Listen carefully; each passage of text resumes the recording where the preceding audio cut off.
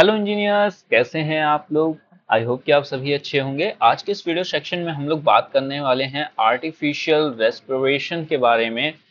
Video बहुत ज़्यादा important होने वाला है और आज के इस वीडियो में हम लोग 4 टॉपिक्स को कवर करने वाले हैं, जिसमें सबसे पहले हम लोग कवर करेंगे एक्सप्लेन फर्स्ट एड क्या होता है। ये फर्स्ट एड क्या होता है, प्राथमिक उपचार किसे कहते हैं और इसके मेन ऑब्जेक्टिव्स क्या होते हैं, प्राथमिक उपचार के क्यों दिए जाते हैं, इसके बारे में हम डिस्कशन करेंगे। साथ ही में हम बात करेंगे कि अगर किसी भी इंसान को कोई हमारा लाइव वायर को छू लेता है, मतलब कि जिस ऐसे वायर को छू लेता है जिसमें हमारा करंट आ रहा हो या फिर सप्लाई सप्लाई आ रही हो, ऐसी कंडीशन में अगर वो वायर को टच कर लेता है तो उसको हम लोग कैसे रेस्क्यू करेंगे, इसके बारे में हम समझने वाले हैं। साथ में हम थर्ड टॉपिक के बारे में डिस्कशन करेंगे कि एबीसी फर्स्ट एड क्या होता है। एबीसी एक फर्स्ट एड की टेक्निक होती है, उसके बारे में हम डिस्कशन करेंगे। फिर देन हम अपने फाइनल टॉपिक के बारे में बात करेंगे, आर्टिफिशियल रेस्पिरेशन के बारे में हम बात करने वाले हैं। तो वीडियो बहुत ज़्यादा इंपॉर्टेंट है, 4 टॉपिक्स एक ही वीडियो में कवर किए जा रहे हैं और वीडियो में भी थोड़ा सा लेंदी बने तो बी पेशेंट। और जैसा भी वीडियो लगता है उसका अपना फीडबैक वगैरह मेरे को आप बता सकते हो, ठीक है। तो अगर आप डिप्लोमा आईटीआई के स्टूडेंट हो तो आपके लिए वीडियो बेनिफिट रहने वाली है। साथ में अगर आप इलेक्ट्रीशियन या फिर जेई एग्जाम की तैयारी कर रहे हो तो भी आपको वीडियो बेनिफिट देने वाली है। इंफॉर्मेशन प्रोस्पेक्टिव, आपने अगर इस वीडियो पे क्लिक किया है तो आपको और ये वीडियो भी बेनिफिट देगी, ठीक है। तो चलिएगा अपने वीडियो के मेन कंटेंट की तरफ में आगे बढ़ते हैं। सबसे पहले हम लोग समझ लेते हैं कि फर्स्ट एड होता क्या है और इसके मेन ऑब्जेक्टिव्स क्या होते हैं। इंग्लिश वालों के लिए मैंने यहाँ पे लिख रखा है, हिंदी वाले यहाँ से भी देख सकते हैं। तो जो फर्स्ट एड होता है वो क्या होता है, एक तरीके से हमारा टेम्परेरी, इमीडिएट और टेम्परेरी, एक तरीके से हमारा वो होता है, देखभाल किए जाती है, ठीक है। First aid is the immediately and temporary care given to a person suffering an injury or sudden illness until professional medical help arrives, ठीक है। जो फर्स्ट एड होता है वो क्या होता है, हमारा इमिडिएटली और टेम्परेरी तौर पर केयर दी जाती है किसी भी इंसान को। अगर उसके साथ में कोई भी इंजरी या फिर इलनेस या फिर उसकी तबीयत वगैरह खराब हो जाती है तो ऐसी कंडीशन पे उसको दिया जाता है। ये तब तक दिया जाता है जब तक कि कोई प्रोफेशनल या फिर मेडिकल हेल्प उसको प्रोवाइड नहीं हो जाती है, ठीक है। इसी तरीके से मैंने यहाँ पे हिंदी में भी लिख रखा है कि प्राथमिक उपचार उस तत्काल और अस्थायी देखभाल को कहते हैं जो कि चोट या अचानक बीमारी के हालात में पेशेवर को दी जाती है या फिर पेशेवर चिकित्सक सहायता आने तक दी जाती है, ठीक है। अब इसके क्या मेन ऑब्जेक्टिव्स होते हैं, तो मेन ऑब्जेक्टिव्स ये होते हैं कि प्रिजर्व लाइफ।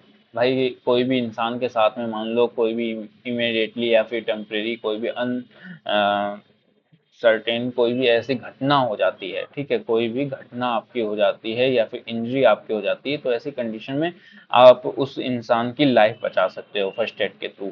तो प्रिजर्व लाइफ, लाइफ बचाने के लिए, जीवन रक्षा करने के लिए फर्स्ट एड को दिया जाता है। स्थिति को और बिगड़ने से रोकने के लिए, मतलब कि प्रिवेंट टू कंडीशन फ्रॉम वर्सिंग।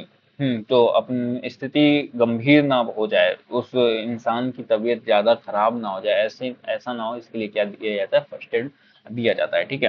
स्वास्थ्य को सुधार और प्रोत्साहित करने के लिए भी क्या जाता है, फर्स्ट एड को दिया जाता है। दर्द, अगर मान लीजिए कोई इंजरी हो जाती है तो ऐसी कंडीशन में क्या हो रहा होता है, दर्द हो रहा होता है आपके हाथ में, मतलब आपके नहीं, कोई भी इंसान के हाथ की हड्डी मान लो ब्रेक हो जाती है तो ऐसी कंडीशन में दर्द हो रहा होता है। तो क्या करते हैं कि उसमें के हाथ में के आसपास में क्या करते हैं, लकड़ियों को बांध देते हैं, इस तरीके से लकड़ियों को बांध देते हैं। तो ये क्या हो गया, एक तरीके से फर्स्ट एड आपने उसको दे दिया। तो क्या होता है, दर्द में राहत के लिए भी हम लोग क्या करते हैं, फर्स्ट एड को करते हैं। रोगी को क्या किया जाता है, आश्वासन और सांत्वना देने के लिए भी कि हाँ भाई ठीक है। क्योंकि मान लो किसी के साथ में इंजरी हो जाती है, कोई भी घटना घटित हो जाती है तो उसको सांत्वना वगैरह या काम डाउन करने के लिए भी क्या किया जाता है कि फर्स्ट एड वगैरह दिया जाता है। बेहोशी की स्थिति में वायु मार्ग को सुरक्षित, मतलब कि रखने के लिए भी इसको किया जाता है। यहाँ पे समझना क्या होता है कि जब कोई इंसान, मान लो किसी को लाइव वायर, मतलब कि जिस ऐसा वायर जिसमें सप्लाई हमारी लो हो रही थी, उसको वो टच कर लेता है तो उसको क्या हो जाएगा, बेहोश हो जाएगा, या फिर कोई भी मान लो उसके ऊपर लोड गिर गया, या कुछ भी ऐसी घटना उसके साथ घट गई जिसकी वजह से वो बेहोश हो गया और उसकी सांस रुक गई। तो ऐसी कंडीशन ना बने और तो उससे बचने के लिए क्या किया जाता है, फर्स्ट एड को दिया जाता है, जिससे हमारी जो सांस वो ले रहा था वो हमारी लेता रहे और उसकी जान बच जाए। ठीक है, संक्रमण को रोकने के लिए भी हम लोग फर्स्ट एड को देखते हैं। और जब तक कि हमारा कोई भी प्रोफेशनल मेडिकल सर्विसेज उपलब्ध नहीं हो जाती, तब तक क्या किया जाता है, फर्स्ट एड को दिया जाता है। तो ये हमारा, मैंने आपको बता दिया कि फर्स्ट एड क्यों दिया जाता है और क्या होता है, ठीक, और उसके मेन ऑब्जेक्टिव्स क्या होते हैं। तो एक बार छोटा सा आपको फिर से रिवाइज करा देता हूँ। फर्स्ट एड क्या होता है, एक ऐसा हमारे एडिंग ऐड होता है, मतलब कि एक ऐसी चिकित्सा कहते हो, चिकित्सा चिकित्सा होती है जो कि मरीज को इमीडिएटली कंडीशन पे दी जाती है, इमीडिएटली या फिर टेम्परेरी कंडीशन में दी जाती है। कब तक दी जाती है, जब तक कि प्रोफेशनल मेडिकल सर्विस उसके लिए अवेलेबल ना हो जाए। क्यों दी जाती है, इसके मेन ऑब्जेक्टिव्स क्या है, वो मैंने आपको यहाँ पे एक्सप्लेन कर दिया है। आई होप कि फर्स्ट टॉपिक आपका क्लियर हो गया होगा। अब समझ लेते हैं कि अगर कोई भी इंसान हमारा लाइव वायर को टच कर लेता है, तो ऐसी कंडीशन में उसको रेस्क्यू कैसे करना है, इसके बारे में समझ लेते हैं। तो एक चीज याद रखना कि अगर मान लो कोई भी इंसान है, उसने लाइव वायर को टच कर लिया, ठीक है, तो सबसे पहले तो खुद को सुरक्षित रखो, तभी दूसरे की मदद कर पाओगे। भाई कॉमन सी बात है कि उसने लाइव वायर को छू लिया, आप इमोशनली हो करके उसको जल्दी से बचाने के चक्कर में आपने उसी को छू लिया, तो ना तो वो बच पाया ना तो आप बच पाए, आप दोनों ही की जान खतरे में हो गई। तो पहले खुद को सुरक्षित करो, ठीक है, और फिर दूसरे को सुरक्षित कर पाओगे। ठीक, तो इस बात का ध्यान रखना है, ऐसी कंडीशन में जल्दबाजी नहीं करनी है, हड़बड़ाना नहीं है। ठीक है, सबसे पहले तो क्या करना है कि बिजली को बंद कर देना है, जहां से भी वो लाइव वायर हमारा कनेक्ट हुआ है, ठीक है, उसकी सप्लाई को ऑफ कर दो। ठीक है, ये भी किया जा सकता है। अगर मुमकिन हो तो बिजली का मेन स्विच को क्या कर देंगे, हम लोग बंद कर देंगे। अगर बाहर बिजली का तार गिरा है, जैसे कि बिजली का खंभा, तो तुरंत बिजली विभाग को फोन करेंगे। ठीक है, क्योंकि वहां पे क्या होती है, काफी ज्यादा हाई वोल्टेज की सप्लाई आ रही होती है, तो ऐसी कंडीशन में तुरंत बिजली विभाग को हम लोग फोन करके सप्लाई को ऑफ कर सकते हैं। ठीक है, सेकंड हम लोग क्या करेंगे, इमरजेंसी और एम्बुलेंस को बुलाएंगे। ठीक है, 108 या फिर 112 में आप कॉल करके बुला सकते हो। ठीक, थर्ड क्या होता है कि लकड़ी या प्लास्टिक से क्या करेंगे, उस इंजर्ड पर्सन को उस बिजली के तार से छुड़ाएंगे। ठीक, अ, ऐसे में देखो क्या होता है कि ये जो प्लास्टिक होती है या लकड़ी होती है, ये इंसुलेटिंग मटेरियल होता है, यहाँ से बिजली पास नहीं हो रही होती है। अगर आप डायरेक्ट जा करके उस इंसान को छू लोगे, टच कर लोगे, तो आप भी उसमें चिपक जाओगे। तो ऐसा ना हो, इसके लिए क्या किया जाता है कि इंसुलेटिंग मटेरियल से उस तार को उस इंसान के कांटेक्ट से छुड़ाने की कोशिश की जाती है। अगर बिजली बंद नहीं कर सकते हैं, तो ऐसी कंडीशन में क्या करते हैं, सूखी लकड़ी, प्लास्टिक की झाड़ू या रबड़ चप्पल या फिर किसी भी तरीके का ऐसा कुछ भी चीज को हम क्या करेंगे, इस्तेमाल करेंगे और उससे उस चिपके हुए इंसान को छुड़ाएंगे। ठीक है, उससे क्या करेंगे, जैसे मान लो ये एक इंसान है, ये एक इंसान है, इसने कोई हमारा लाइव वायर ये जा रहा था, इसको टच कर लिया, तो क्या हम करेंगे कि इन सभी चीजों, प्लास्टिक की चीजों या इंसुलेटिंग मटेरियल से इस वायर को इससे क्या कर देंगे, दूर कर देंगे। ठीक है, तो जब ये इंसान इस वायर से दूर हो जाएगा तो क्या हो जाएगा, सेफ हो जाएगा। ठीक, ये कर सकते हैं। सबसे पहले तो क्या करेंगे, मेन स्विच को बंद करेंगे, एम्बुलेंस को बुलाएंगे और क्या करेंगे कि उससे के कांटेक्ट में जो लाइव वायर था उसको छुड़ाने की कोशिश करेंगे। अब जब छुड़ा लिए, तो ऐसे में क्या हो सकता है कि वो मूर्छित हो सकता है, मतलब कि उसको क्या बेहोशी की कंडीशन में वो पहुंच सकता है, ये कह सकते हैं। तो ऐसी कंडीशन में क्या करेंगे, उसकी सांस को चेक करेंगे और उसकी नाड़ी को चेक करेंगे कि प्रॉपर सभी चीजें चल रही हैं। ऐसा तो नहीं कि जब वो बेहोश हो गया तो उसकी मान लो गले में उसने गुटखा खा रखा था आप, ठीक है, या फिर उसके गले में कफ वगैरह जम गया, ऐसी कंडीशन तो नहीं है। तो उसके लिए क्या करेंगे, उसकी सांस को चेक करेंगे कि उसकी सांस प्रॉपर चल रही होनी चाहिए। अगर सांस प्रॉपर नहीं चलेगी तो क्या होगा कि दम घुटने की वजह से इंसान की मृत्यु तक हो सकती है। तो सबसे पहले हम लोग क्या करेंगे, सांस को चेक करेंगे, सांस चल रही है कि नहीं, फिर नाड़ी को चेक करेंगे। ठीक है, अब उसके बाद में अगर सभी चीजें ओके होती हैं, तो ओके, आगे बढ़ेंगे, प्रोसेस को फिफ्थ प्रोसेस पे जाएंगे। अगर नहीं होता है तो क्या करेंगे, सीपीआर दिया जाएगा। ठीक है, अब सीपीआर क्या होता है नेक्स्ट वीडियो में मैं बताऊंगा। ठीक, तो फोर्थ पॉइंट को फॉलो कर लिया, अब हम लोग फॉलो करेंगे सिक्स पॉइंट को। अगर इंसान शॉक में है, ठीक है, अभी भी उसको सदमा लगा हुआ है, सदमा लगा हुआ है। तो ऐसी कंडीशन में क्या करेंगे कि उसको थोड़ा सा आराम देंगे, उसको लेटा कर आराम देंगे, काम डाउन करेंगे, उसको गर्म कंबल में लपेट के रखेंगे। और सबसे पहले तो ऐसी कंडीशन में कभी भी इंसान के पास में, मैं कई बार नोटिस किया गया है कि इंसान के पास में लोग खाने पीने के सामान लेकर के चले जाते हैं। लो जी, इस बंदे को यहाँ पे सप्लाई की वजह से झटका लगा हुआ है, ये बंदा सदमे में है, और आप ले जाकर के इसको क्या कर रहे हो, फ्रूट्स खिला रहे हो कि लो भाई खा लो, लो भाई ये खा लो। तो ऐसा कुछ भी एक्टिविटी को परफॉर्म ना करो। इस बंदे को काम डाउन करो, ये बोलो कि अरे कुछ नहीं हुआ है, सब चीजें नॉर्मल हैं, भगवान की दया से तुम बच गए हो। काम डाउन करो, कुछ भी शब्द बोल सकते हो, इससे बात करते रहो, इसके दिमाग को डाइवर्ट करने की कोशिश करो। हाँ, ऑलरेडी ये सदमे में है, तो ऐसी कंडीशन में उसके सामने जा करके पानी या फिर ऐसा कुछ भी पेश मत करो। ठीक है, अगर वो पानी की डिमांड कर रहा है देन ओके, नहीं तो इतना ज्यादा उसके सामने खाने पीने की चीजें ले जाने की जरूरत नहीं है। ठीक है, अगर इंसान बेहोश है लेकिन सांस ले रहा है तो उसको क्या करेंगे, साइड में लेटा करके उसको सीपीआर वगैरह आप दे सकते हो। ठीक है, अब यहाँ पे कुछ जरूरी बातें भी समझ लेना, अपने लिए भी, कि गीली भी या फिर लोहे की चीज से कभी मत छूना। पता चले जल्दबाजी के चक्कर में आपने सोचा कि वो प्लास्टिक का था और लोहे के से ही छू लिया, तो वो तो चिपका हुआ था, आप भी साथ में चले जाओगे। ठीक, तो ऐसा मत करना कोई भी गलती। अगर कोई भी हमारा तार जमीन में गिरा हुआ है, ठीक है, अगर मान लो ये तार है, ये तार है इस तरीके से जमीन में गिरा हुआ है, अर्थ में गिरा हुआ है, और ये बंदा यहाँ पे खड़ा था और इसने क्या कर लिया, इसको छू लिया। तो आप अगर यहाँ पे खड़े होकर के देख रहे हो, ठीक है, तो ऐसे जा करके तुरंत नहीं इसको हटाना है। कुछ भी आपके पास प्लास्टिक की चीजें हैं तो ऐसे नहीं करना है। आपको क्या करना है कि एक पैर पे चलते हुए, कूदते हुए आप जाओगे इस तरीके से, देन इसको हटाओगे। क्यों ऐसा करोगे, उसके कॉज है, उसको मैं फिर किसी और वीडियो में आपको एक्सप्लेन कर दूंगा। आपको क्या करना है, एक पैर से ऐसे लंगड़ी फंसा करके कूदते हुए जाना है और फिर उस बंदे की हेल्प करना है। ठीक है, कम इसमें क्या होता है, गिरे हुए तार में कम से कम 30 फीट या फिर 10 मीटर की दूरी बनाकर रखो और वहीं से ही कोशिश करो कि वो बंदा छूट जाए। ठीक है, जब तक बिजली वाले लोग कहें नहीं तार को, मतलब कि ऐसा मत सोचो जब तक बिजली वाले जो भी लोग हैं, सप्लाई मैन वगैरह, वो ये ना बोल दे कि हाँ सप्लाई नहीं आई, तब तक तार को मत छू लेना। ठीक है, हम्म, तो ये हमारे कुछ जरूरी बातें होती हैं। ये स्टेप्स होते हैं कि अगर कोई भी हमारा इंसान को सप्लाई लाइव वायर के कांटेक्ट में आ जाता है तो उसको रेस्क्यू कैसे करते हैं। ये 5 स्टेप्स होते हैं, इन तरीके से रेस्क्यू कर सकते हैं। कुछ इंपॉर्टेंट बातें भी आपको समझा दी और ये भी आपको इंपॉर्टेंट समझा दिया है।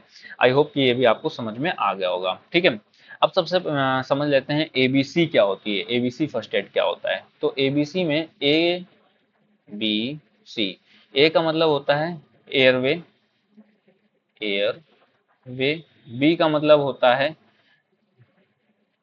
बीत बीदरिंग, और यहाँ पे सी का क्या मतलब होता है, सर्कुलेशन, सर्कुलेशन। यहाँ पे लिखा हुआ है एबीसी का मतलब होता है एयरवे, बीथरिंग, और आपका ये क्या होता है, सर्कुलेशन।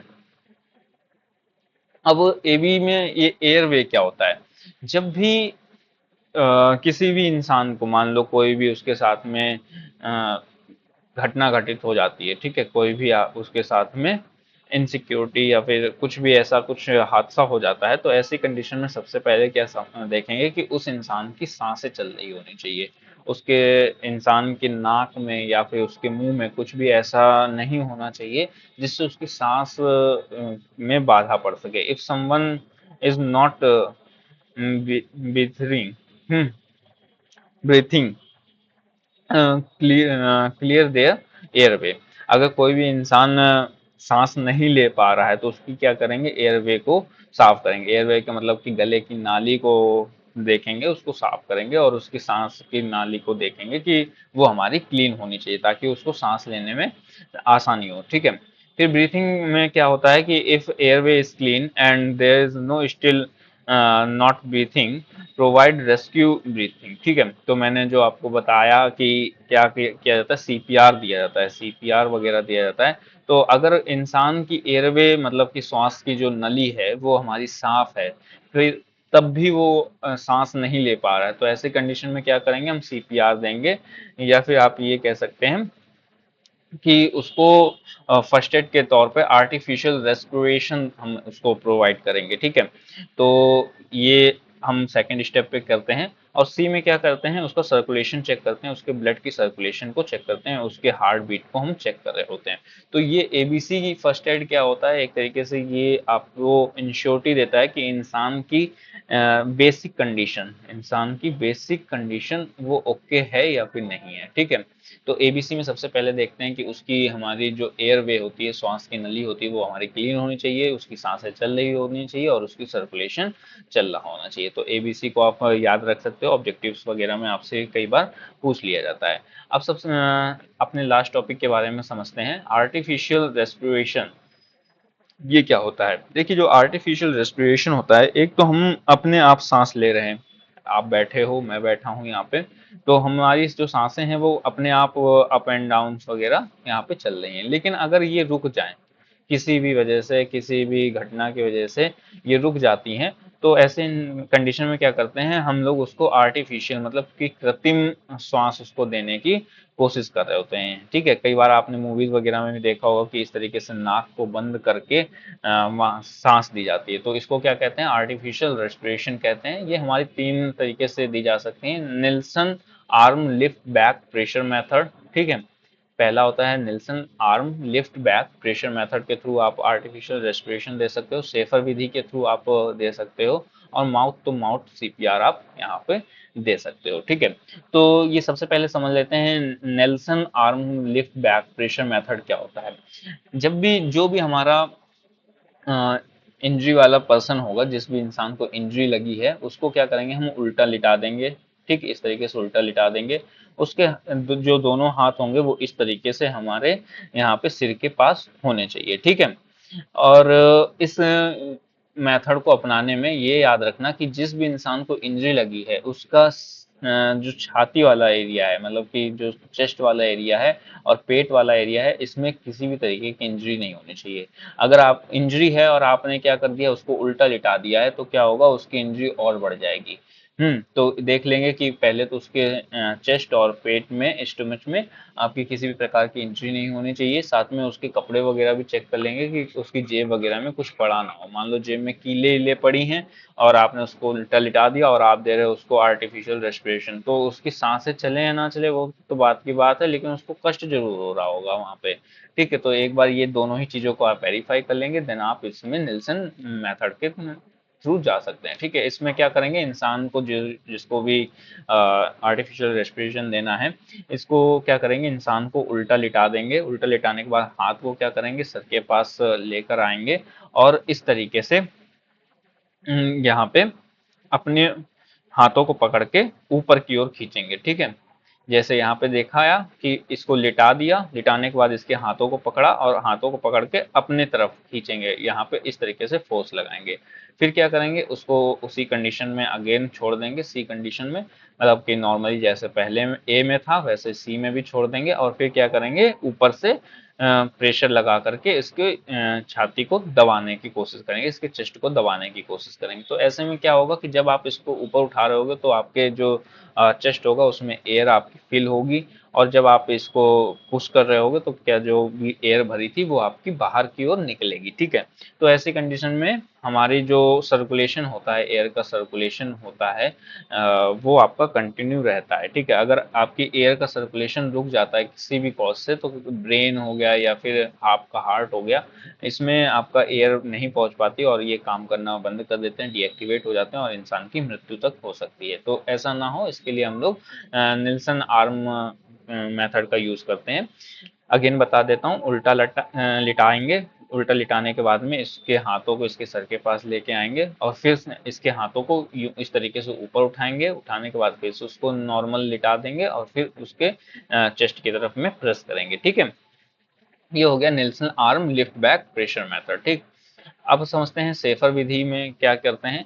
जिस तरीके से आपने देखा कि यहाँ पे ये इंसान इस जगह पे बैठा था, उसके सिर के पास बैठा था, सेम कंडीशन पे उसको लिटा देंगे। इसमें इंसान को उल्टा करके लिटा देंगे। अगेन वही दोनों चीज़ें चेक करेंगे कि उसकी जेब में कुछ भी नहीं होना चाहिए और उसके चेस्ट और स्टमच में कोई भी तरीके की चोट वगैरह नहीं होना चाहिए। इस तरीके से इंसान को उल्टा लेटाएंगे, हाथों को उसके सिर के पास लेकर के आएंगे और पीछे से उसके चेस्ट को प्रेस करेंगे। एक बार प्रेस करेंगे, एक बार प्रेस अप करेंगे। ठीक है, तो इस तरीके से हम क्या करेंगे, इसको आर्टिफिशियल रेस्पिरेशन देने की कोशिश करेंगे। तो दोनों ही जो निल्सन मेथड होता है या फिर आपका सेफर विधि होती है, वो दोनों ही सेम होती है। बस जो बंदा इसको रेस्पिरेशन दे रहा है उसकी जो बैठने की सीटिंग की जो पोजीशन होती है वो बदल जाती है। ठीक है, बाकी मेथड दोनों का एक है, कंसेप्ट दोनों का एक है और जो फोकस है दोनों का एक जैसा ही होता है।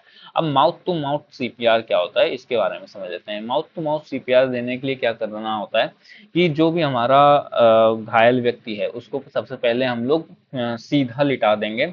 अगर उसकी छाती पे हमारे किसी भी प्रकार का जला हुआ है या फिर चोट लगी है तो ये CP mouth to mouth CPR देना सबसे बेस्ट माना जाता है। ठीक, तो सबसे पहले इंसान को क्या करेंगे, सीधा लिटा देंगे। सीधा लिटाने के बाद में उसके सर के ये जहाँ पे गर्दन है, यहाँ पे गर्दन में एक रुमाल या फिर कपड़े का कुछ फंसा देंगे। ठीक है, जिससे ये जो गर्दन है वो हमारी ऊपर की ओर उठी रहे।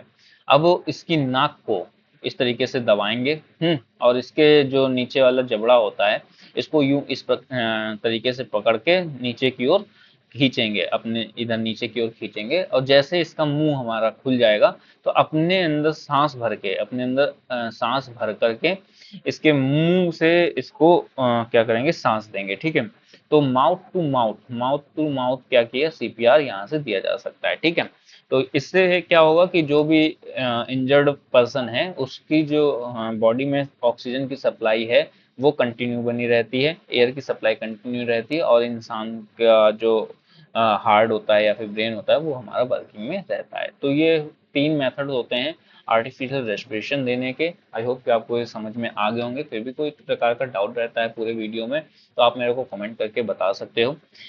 दोस्तों, इलेक्ट्रिकल जिंदगी वेबसाइट है मेरी, यहाँ पे अगर आप जाते हो तो आपको बहुत सारा कंटेंट फ्री ऑफ कॉस्ट मिल जाता है, जैसे कि डिजी नोट्स हैं, हैंड नोट्स हैं, ई बुक्स हैं, टेक क्विजेज हो गई, नॉन टेक क्विजेज हो गई, ये सभी आपको फ्री ऑफ कॉस्ट सॉल्व करने के लिए मिल जाती हैं। तो एक बार मेरी वेबसाइट पे आप विजिट करिएगा, अपने एक्सपीरियंस को यहाँ पे आप फेस करिएगा। ठीक है, अगर आपको किसी भी टॉपिक पे, जैसे कि कंस्ट्रक्शन ऑफ ट्रांसफॉर्मर ये टॉपिक है, इससे रिलेटेड आपको क्विजेज वगैरह को सॉल्व करना है तो इसके लिए आप यहाँ पे सर्च के ऑप्शन में जा करके अपने टॉपिक को, कीवर्ड को आप सर्च कर सकते हो। जैसे आप अपने कीवर्ड को सर्च करोगे, जिस भी टॉपिक से रिलेटेड आप क्विज को सॉल्व करना चाहते हो, आपके सामने क्विज आ जाएगी और क्विज को आप ओपन कर सकते हो। हर क्विज में आपको 20 मिनट दिए जाते हैं और 23 क्वेश्चन आपके सामने होते हैं। उन सभी क्वेश्चन को आप फ्री ऑफ कॉस्ट सॉल्व कर सकते हो। क्वेश्चन को सॉल्व करने के बाद आप अपने क्विज को क्या करोगे, सबमिट कर दोगे। सबमिट करने के बाद में आपके सामने free of cost performance report आ जाती है, जिसको आप ट्रैक कर सकते हो अपनी परफॉर्मेंस